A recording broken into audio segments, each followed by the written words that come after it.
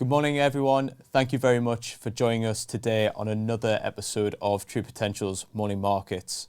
In today's video, we would like to reflect on the continuing economic strength coming from the US.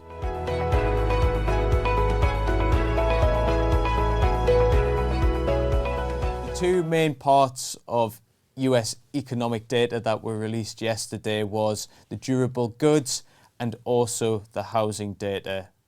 So if we first start with the durable goods data, that actually rose 1.7% on a month-on-month basis, which is encouraging when thought about the previous month's reading of another gain of 1.2%. Now, that was once again ahead of investors' expectations, where the market anticipated that that number would actually fall by 1%. But when we're thinking about durable goods, what does that actually mean? Well, it's goods produced by industrial firms or manufacturing sector within the US. It's things such as kitchen fridges, TVs, computers, cars, etc. So it really shows the strength within the manufacturing sector of an economy. So we're seeing that number increase, which we had started to see that number bottom out, and we might be towards that number picking up again.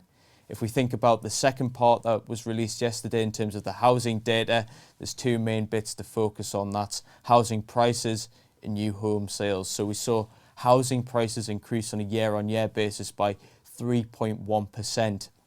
Now, what's changed within that number is thinking about towards last year, where we saw inflation within the US pick up quite markedly, and the United States Federal Reserve increase interest rates as a result. We saw housing prices fall. So once again, we're starting to see that data within the housing sector bottom out and increase.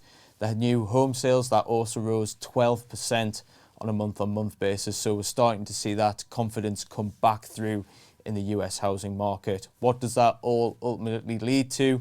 Well, we covered in previous morning market videos and also our podcast videos, the reaction function from the United States Federal Reserve at that last interest rate meeting, where they've penciled in an extra 2 interest rate hikes compared to what the market had previously thought was the case. So continuing to see that economic strength come through in the US, so it's likely to lead the Fed to continue to increase interest policy rates. Thank you for joining us today, and we'll catch you tomorrow.